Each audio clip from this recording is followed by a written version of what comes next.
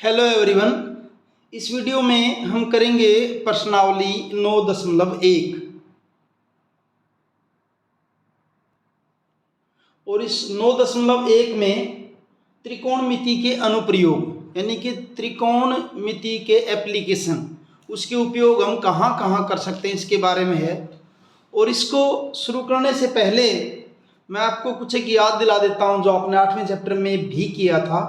उस 8वें चैप्टर में क्या था आपका, जैसे मान लीजिए ये आपकी समकोण त्रिभुज है, ये समकोण त्रिभुज है ए बी सी, ये आपका 90 का कोण है, इसके सामने ये आपका कर्ण है, ये आधार है और ये आपका है लंब। तो sine theta, cos theta, tangent theta, cotangent theta, ऐसा हमने त्रिकोणमितीय अनुपात निकाले थे। तो उनमें से उन त्रिकोणमितीय अनुपात को याद करने का तरीका याद रख लिए। पहले तो ये था आपका लाल बटा कक्का, मैं तो इसको लाल बटे कक्का पढ़ता हूँ। लाल बटे कक्का ये आपका लंब बटा कर्ण, ये होता आपका साइन थीटा होता है। आधार बटा कर्ण ये होता आपका कोस थीटा, और लंब बटे आधार ये आपका होता है टेंजेंट थीटा। साइन का उल्टा कर्ण बटा लंब ये आपका होता है कोसिकेंट थीटा। कर्ण बटा लंब कोसिकेंट थीटा, नीचे से पढ़ लीजिए। कोस का उल्टा होता है सीकेंट थीटा किसके बराबर, कर्ण बटा आधार। और टेंजेंट का उल्टा कोटेंजेंट, ये होता आपका आधार बटा लंब। यानी कि अगर आपने एक लाल बटे कक्का इसको याद कर लिया तो आप सारे त्रिकोणमितीय अनुपातों को आप लिख सकते हो। ठीक है। उसके बाद एक टेबल की थी हमने 8वें चैप्टर में ही। उस टेबल में क्या था, ये कोण थे 0 डिग्री का, 30 डिग्री का, 45 का, 60 का, 90 का, साइन थीटा के मान, कोस थीटा के मान और टेंजेंट थीटा के मान। ये 0 पे 0, 30 पे 30 था भी, 30 पे 1/2, 45 पे 1/2, 60 पे वर्गमूल 3/2 और साइन 90 क्या होता है आपका 1 होता है। कोस वाला इससे उल्टा, कोस 0 1, कोस 30 वर्गमूल 3/2, कोस 45 1/2 और कोस 60 1/2, ये क्या हो जाएगा 0। ऐसी टेंजेंट थीटा ये हो जाएगा 0, ये बन जाएगा आपका 1/3, ये 1, ये वर्गमूल 3 और ये आपका इन्फिनिटी। तो ये टेबल आपको याद होनी चाहिए। इसके हेल्प से बाकी हम और निकाल लेंगे, सारे जितने भी हैं वो इसके हेल्प से निकाल सकते हैं हम जो है। कैसे, साइन का उल्टा कर देंगे तो कोसिकेंट आ जाएगा, कोस का उल्टा कर देंगे सीकेंट का मान पता चल जाएगा, टेंजेंट का उल्टा कर देंगे कोटेंजेंट का पता हमें चल जाएगा। और जब आपके त्रिकोणमितीय अनुपातों या इन कोणों के माप जब आपको याद होंगे, वैल्यूज याद होंगी, तो एक्सरसाइज को करना इजी हो जाएगा। तो चलिए करते हैं, एक्सरसाइज को शुरू करते हैं। ये आपको याद होनी चाहिए टेबल ये, और ये वाला ये त्रिकोणमितीय अनुपात भी आपको याद होना चाहिए। बड़ी इजी हो जाएगा एक्सरसाइज फिर आपकी 9.1। तो पहला न्यूमेरिकल देखिए इसका, ये है पहला न्यूमेरिकल। क्या है इसमें, सर्कस का एक कलाकार 20 मीटर लंबी डोर पर चढ़ रहा है। ये डोर है, मान लीजिए ये कितनी लंबी है, 20 मीटर लंबी है। ये 20 मीटर लंबी डोरी के ऊपर चढ़ रहा है जो अच्छी तरह से तनी हुई है। ये डोरी है, तनी हुई है, और भूमि पर सीधे लगे खंबे, यहाँ पे ये ए बी क्या है, ये खंबा है। खंबे की शिखर से बंधा हुआ है, डोरी यहाँ बंधी हुई है। यदि भूमि सतह के साथ डोर द्वारा बनाया गया कोण, ये वाला कोण, डोर भूमि के स्तर के साथ कितने का कोण बना रखा है, 30 डिग्री का। तो खंबे की ऊंचाई ज्ञात कीजिए। हमने करना क्या है, खंबे की ऊंचाई को हमने ज्ञात करना है। तो इसके अंदर क्या करेंगे, पहले तो लिख दीजिए कौन सी चीज क्या क्या है आंसर। इस चित्र में जो चित्र बना रखा है, चित्र में ए बी आपका क्या है, खंबा है। ए बी क्या है, खंबा है।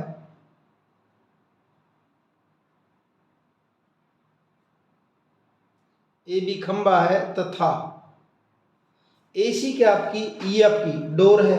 ए सी आपके यहाँ पे क्या है, डोर है। ए सी डोर है। अब देखिए त्रिभुज ए बी सी में, त्रिभुज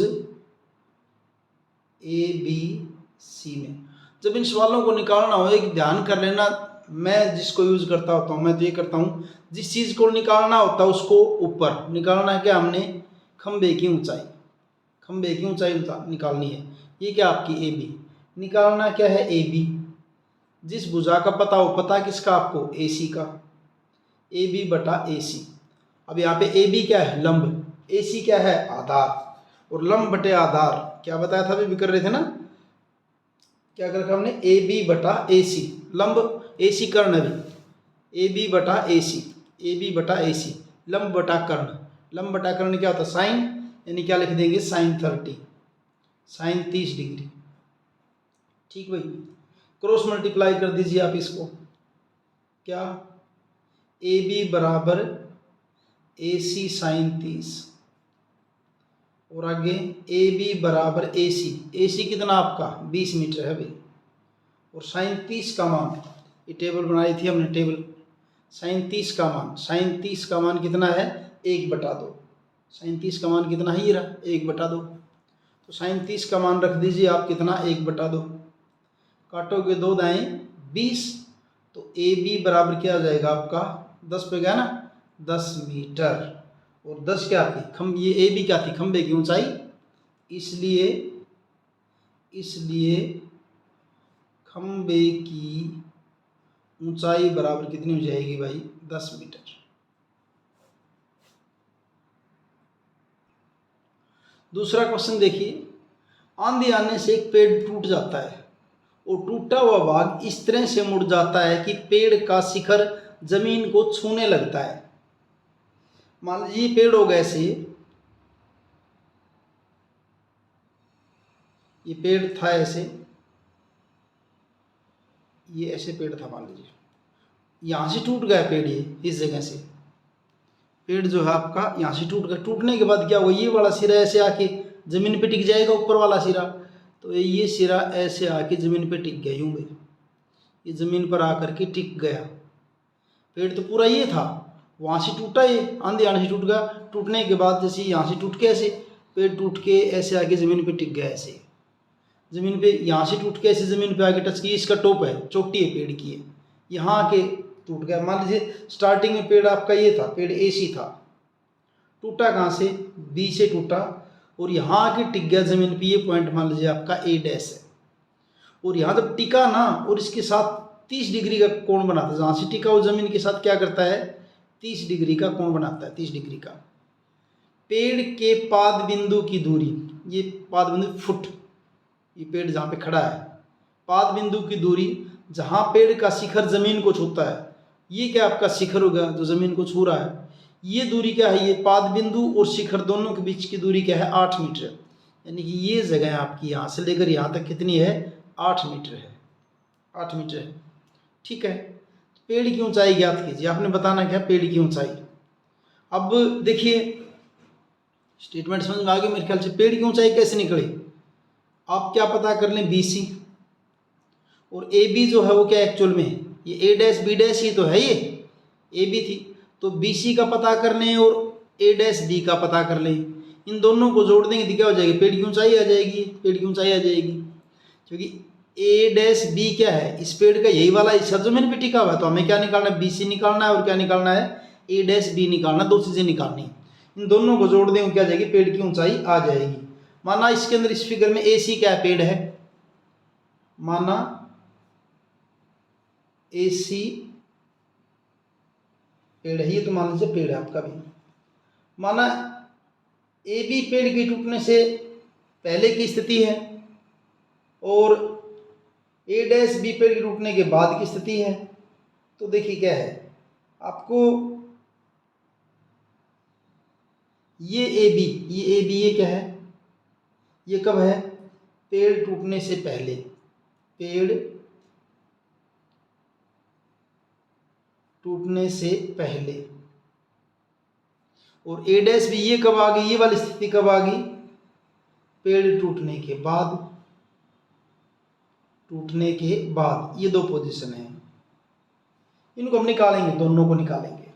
कैसे निकालेंगे देखिए, पहले निकालते हम जो है बी सी को निकालते हैं, त्रिभुज ए डैश बी सी में, त्रिभुज ए डैश बी सी में क्या निकाल रहा हूं मैं, बी सी।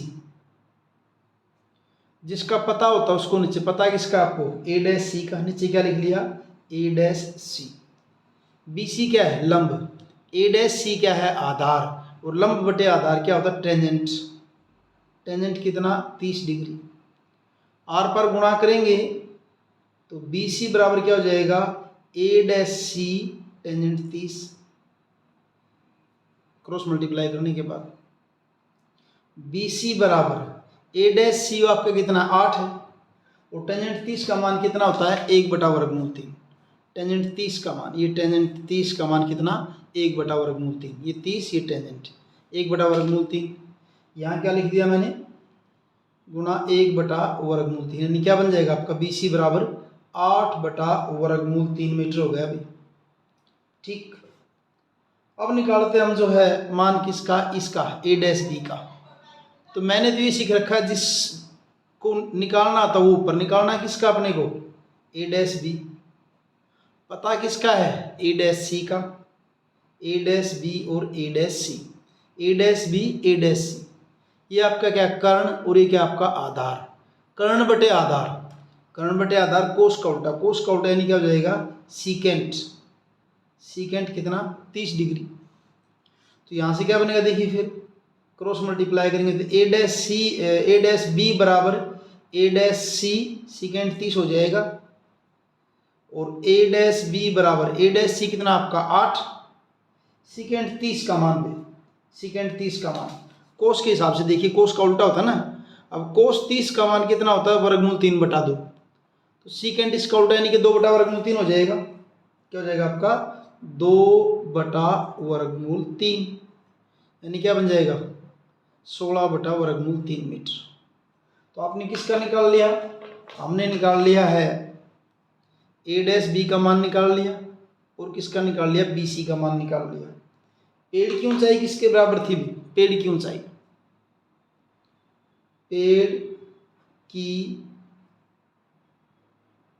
ऊंचाई, पेड़ की ऊंचाई क्या होगी, इनको जोड़ दीजिए, किसको, इस फिगर को देखें तो बी सी को और ए डैश बी को। ए डैश बी क्या आपकी, ए बी तो है, तो पेड़ की ऊंचाई किसका बनेगी, बी सी प्लस ए डैश बी। बी सी और ए डैश बी को जोड़ दो, पेड़ की ऊंचाई आ जाएगी ए डैश बी। बी सी कितना आपका, बी सी हमने निकाला था 8/√3, ए डैश बी किसके बराबर निकाला है, 16/√3। इन दोनों को जोड़ोगे क्या बन जाएगा आपका, ये 16 और 8 24/√3। 24 को ऐसे लिख लें, 24 गुणा √3 गुणा √3, 8 गुना, दोबारा लिखते हैं, 24 को क्या लिख दें, 8 गुणा √3 गुणा √3, और बटा कितना है, √3 है ही, 3 और 3 पूरा 3 बन जाएगा, √3 गुणा √3 3 हो गया, और 8 3 24, √3 से √3 कैंसिल, क्या बन जाएगा आपका ये 8/√3 मीटर। ये हो गया आपकी पेड़ की ऊंचाई।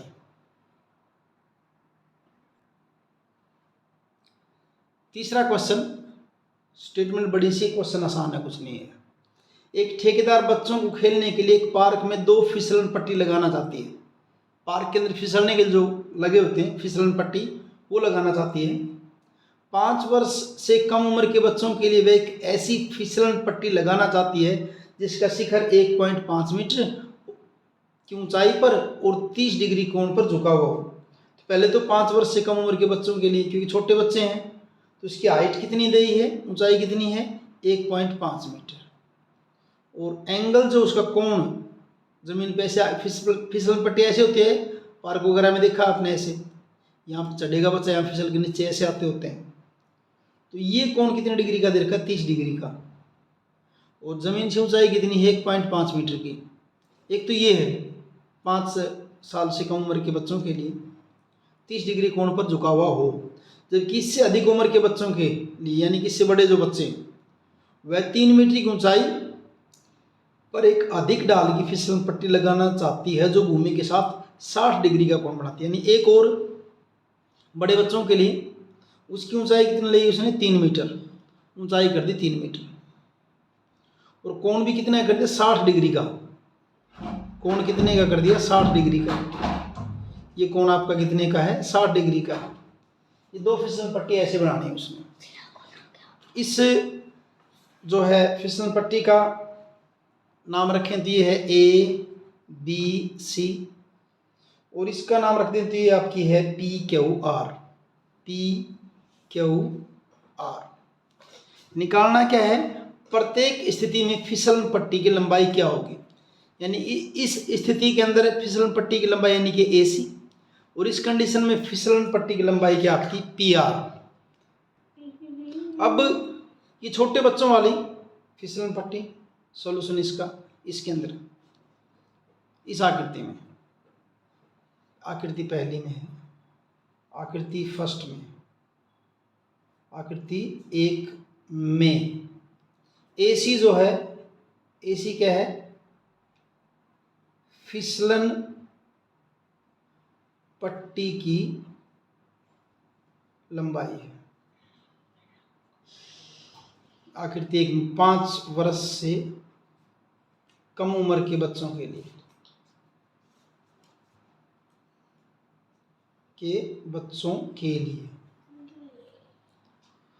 अब निकालना क्या है एसी, तो त्रिभुज एबीसी में, त्रिभुज एबीसी में निकालना क्या है एसी। पता किसका है, ए बी का, AC बटा AB, कर्ण बटा लंब। कर्ण बटा लंब क्या होता है, कोसिकेंट। कर्ण बटा लंब क्या होता है आपका, कोसिकेंट। कर्ण बटा लंब कोसिकेंट, और कोसिकेंट कितना 30 डिग्री। क्रॉस मल्टीप्लाई करूंगा ऐसे तो AC बराबर क्या हो जाएगा, AB कोसिकेंट 30। मैं करता क्या होता हूँ, जो भुजा निकालनी है वो ऊपर जिसका पता होनी चाहिए, उसके बाद कोई भी त्रिकोणमितीय अनुपात बने, चाहे कोई भी, आपको जरूर की साइन बनाएंगे, कोस बनाएंगे, टेंजेंट बनाएंगे, कोटेंजेंट बनाएंगे, जो भी बनता है उसको बनने दो, टेबल आपको याद होनी चाहिए। AC बराबर AB कितना आपका 1.5, कोसिकेंट 30। अब कोसिकेंट किसका उल्टा होता है, साइन का। साइन 30 का मान होता है 1/2, साइन 30 का मान होता है 1/2, कोसिकेंट का उसका उल्टा हो जाएगा, कितना हो जाएगा 2 हो जाएगा, 2 हो जाएगा, तो ये आपकी क्या हो जाएगी 1.5 × 2 किसके बराबर हो जाएगी 3 मीटर, यानी कि AC बराबर कितना हो गया आपका 3 मीटर। यानी जो 5 वर्ष से कम उम्र वाले जो बच्चे हैं उनकी फिसलन पट्टी AC की लंबाई कितनी है, 3 मीटर है। ठीक है भाई, 3 मीटर है। तो 5 उम्र से कम उम्र वाले बच्चों की फिसलन पट्टी की लंबाई लिख देता हूँ नीचे, 5 वर्ष से कम उम्र वाले बच्चों की फिसलन पट्टी की लंबाई बराबर 3 मीटर है। अब दूसरे केस में, ये दूसरी आकृति आपकी ये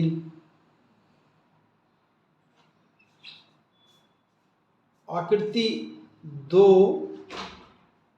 5 वर्ष से ज़्यादा उम्र के बच्चों के लिए फिसलन पट्टी क्या है, इसके अंदर PR है, फिसलन पट्टी PR लंबाई की है, PR लंबाई की है। त्रिभुज PQR में, त्रिभुज PQR में निकालना क्या है PR। पता किसका है PQ का, PR बटा PQ, कर्ण बटा लंब, ये भी कोसिकेंट बनेगा, और कोण कितने का हो जाएगा 60 डिग्री का। तो PR बराबर PQ into cosecant 60, cross multiply कर दिया, R पर गुणा कर दिया। PQ कितना था आपका 3 मीटर था, और कोसिकेंट 60, साइन 60 का उल्टा। अब साइन 60 होता है वर्गमूल 3/2, तो कोसिकेंट 60 क्या हो जाएगा 2/3, 2/3 हो जाएगा। और और इसको जब सोल्व करोगे तब क्या कर सकते हैं हम आगे देखिए। 3 है, 3 को क्या कर दें वर्गमूल 3 गुणा वर्गमूल 3, ऊपर और क्या है 2 है और नीचे वर्गमूल 3 है ही, वर्गमूल 3 से वर्गमूल 3 कैंसिल हो जाएगा, तो बच जाएगा क्या आपका 2 वर्गमूल 3 मीटर। पी आर बराबर 2 वर्गमूल 3 मीटर। ये किसके आगे फिसलन पट्टी की लंबाई 5 उम्र से ज़्यादा बच्चों वाली, तो 5 वर्ष से ज़्यादा उम्र के बच्चों की फिसलन पट्टी की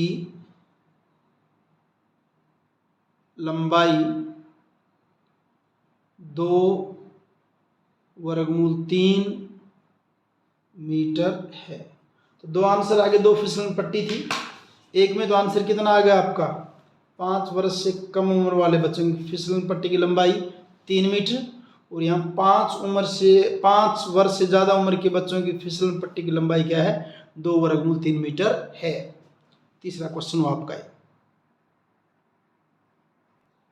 चौथा क्वेश्चन देखिए, भूमि के एक बिंदु से जो मीनार के पाद बिंदु से 30 मीटर की दूरी पर है, मान लीजिए ये कोई मीनार है और इससे 30 मीटर दूरी, ये पाद बिंदु है इसका फुट, इससे कितनी दूरी पर 30 मीटर की दूरी पर यहाँ कोई बिंदु है, 30 मीटर की दूरी पर मीनार के शिखर का उन्नयन कोण, ये उन्नयन कोण शिखर का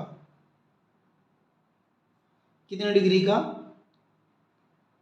30 डिग्री। एक वर्ड है यहाँ पे उन्नयन कोण, उन्नयन कोण यानी कि आप जमीन पर, जैसे आप यहाँ जमीन पर बैठे और वहाँ चोटी का वहाँ वो कोण यहाँ नीचे से अगर मापना हो ना तो मैं इसे ऊपर की तरफ देखेंगे, यहाँ बैठ के ऊपर की तरफ देखेंगे वहाँ, तो यहाँ जब नीचे बैठ के ऊपर किसी चोटी का कोण मेजर करते हैं वहाँ ये कोण होता है आपका 30 डिग्री का, उन्नयन कोण बोलते हैं इसको। ये उन्नयन कोण, नीचे से बैठ के ऊपर चोटी का जो कोण माप रहे होते हैं ना, तो उस टाइम पर इस कोण को क्या कहते हैं उन्नयन कोण कहते हैं, नीचे से ऊपर का जब कोण माप रहे होते हैं। तो उन्नयन कोण आपका 30 डिग्री का है और जमीन से कितनी दूर था 30 मीटर की दूरी पर था। मीनार की ऊंचाई ज्ञात कीजिए, आपको बताना ये है कि ये मीनार की ऊंचाई क्या है। तो मैं ए बी सी लिख देता, त्रिभुज का नाम ए बी सी कर दिया। इस चित्र में ए बी क्या है मीनार की ऊंचाई, ए बी क्या है मीनार है। चित्र में, यहाँ चित्र में ए बी मीनार है और इस ए बी के मीनार के अंदर सी क्या है बिंदु, सी मीनार के पाद बिंदु से, ये पाद बिंदु है मीनार का, बिंदु सी मीनार के पाद बिंदु से 30 मीटर दूर है। यानी हम ये कह सकते हैं कि BC बराबर कितना आपका 30 मीटर। आपको निकालना है क्या मीनार की ऊंचाई, मीनार की ऊंचाई निकालनी। मीनार की ऊंचाई फिगर में क्या ए बी, तो त्रिभुज ABC में, त्रिभुज ABC में निकालना क्या आपको AB, और पता किसका आपको BC का, AB बटा BC। AB क्या है लंब, BC क्या है आधार, लंब बटे आधार क्या होता है टेंजेंट, टेंजेंट कितना 30 डिग्री। क्रॉस मल्टीप्लाई करोगे ऐसे तो AB बराबर क्या हो जाएगा BC टेंजेंट 30 हो जाएगा। AB बराबर BC कितना आपका 30 है सर, टेंजेंट 30, टेबल को अगर देखें तो टेंजेंट 30 कितना 1 बटा वर्गमूल 3, टेंजेंट 30 का मान क्या है 1 बटा वर्गमूल 3। तो टेंजेंट 30 की जगह हमने क्या लिख दिया 1 बटा वर्गमूल 3। तो अब ए बी बराबर 30 को क्या कर दे 3 गुणा 10 बटा वर्गमूल 3, और 3 को क्या कर दें वर्गमूल 3 गुणा वर्गमूल 3 और बटा 10। किस लिए किया, ताकि एक वर्गमूल कट जाए यहाँ से, क्या हो जाएगा 10 वर्गमूल 3 मीटर। इसलिए मीनार की ऊंचाई, इसलिए मीनार की ऊंचाई बराबर कितनी 10 वर्गमूल 3 मीटर है। यह आपका हुआ चौथा क्वेश्चन। 5वां क्वेश्चन देखिए, भूमि से 60 मीटर की ऊंचाई पर एक पतंग उड़ रही है। ये मान लीजिए यहाँ पतंग है, इस पॉइंट पे यहाँ पतंग उड़ रही है। कितनी ऊंचाई पे? 60 मीटर की ऊंचाई पर पतंग उड़ रही है। पतंग में लगी डोरी को अस्थायी रूप से भूमि के एक बिंदु से बांध दिया गया है। और इस पतंग की डोरी, मान लीजिए इसको जमीन के साथ बांध दिया, यहाँ पे कहीं पे अस्थायी रूप से यहाँ बांध दिया गया है। भूमि के साथ डोरी का झुकाव 60 डिग्री, ये डोरी है और ये भूमि के साथ इसका क्या है, झुकाव कितना, 60 डिग्री है, 60 डिग्री है। यह मानकर कि डोरी में कोई ढीली नहीं, डोरी बिल्कुल सीधी है। ये डोरी की लंबाई ज्ञात कीजिए, आपको ये लंबाई बतानी है, डोरी की लंबाई। तो इस फिगर की अगर हम बात करें तो नाम रख देते हैं हम इसका, मान लीजिए आपकी क्या है, ये पतंग है, काइट है आपकी, और यहाँ बांध रखी है, पॉइंट पी है आपका। इसका नाम आप कुछ भी रख दो, मैंने एल रख दिया। फुट है यहाँ पे, जमीन से यहाँ से ऊंचाई इसकी है। निकालना है आपको डोरी की लंबाई, यानी केपी निकालना है। तो इस फिगर की अगर हम बात करें, इस फिगर की बात करें तो चित्र में क्या है, इसमें इस चित्र में क्या है देखिए, इस चित्र में के क्या आपकी पतंग है, केपी क्या है, डोरी की लंबाई, और पी क्या है, बिंदु जहां डोरी को बांधा गया है। ये बात है ना, उसे समझने के लिए बांधा गया है।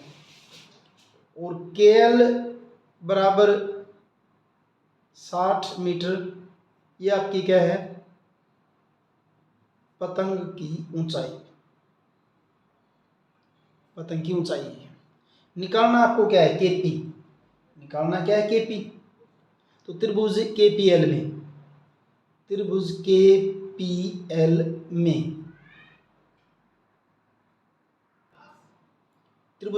में निकालना क्या है, केपी। पता किसका है, केएल का। केपी बटा केएल, कर्ण बटा लंब, और कर्ण बटा लंब क्या होता है आपका, कोसिकेंट कितना, 60 डिग्री। क्रॉस मल्टीप्लाई करेंगे तो केपी बराबर क्या हो जाएगा, केएल कोसिकेंट 60, केपी बराबर केएल कितना है, 60, कोसिकेंट 60, साइन 60 का देख लो कितना होता है, साइन 60 होता है आपका वर्गमूल 3/2। तो कोसिकेंट 60 हो जाएगा आपका 2/3, ये हो जाएगा आपका क्या, कोसिकेंट का मान। अब इसको अगर सोल्व करेंगे तो बराबर 60 को क्या लिख दूं मैं, 3 गुणा 20 कर दूं 3 गुणा 20 क्यों कर रहा था कि वर्गमूल 3 को काटूं, 3 गुणा 20 और 2 तो है ही ऊपर ये, और नीचे आपका क्या है, वर्गमूल 3 है। थोड़ा सा और ठीक कर लेते हैं, इस 3 को क्या लिख लें, वर्गमूल 3 गुणा वर्गमूल 3, और गुणा ये 20 दूनी 40 हो गया, ये तो बटा वर्गमूल 3 से वर्गमूल 3 कैंसिल, क्या बच जाएगा, 40 वर्गमूल 3 मीटर। क्या थी आपकी, केपी बराबर 40 वर्गमूल 3 बराबर डोरी की लंबाई। तो ये आपका होगा क्वेश्चन 5वां।